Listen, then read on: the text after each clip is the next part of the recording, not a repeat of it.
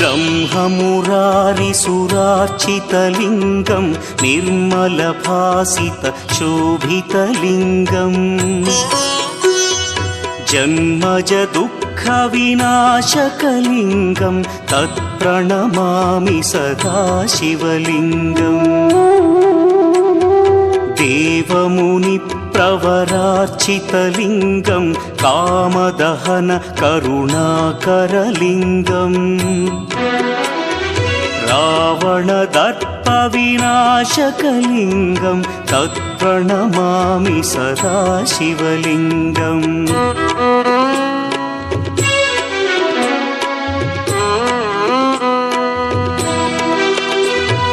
सर्वसुगन्धसुलेपितलिङ्गं बुद्धिविवर्धनकारणलिङ्गं सिद्धसुरासुरवन्द्यं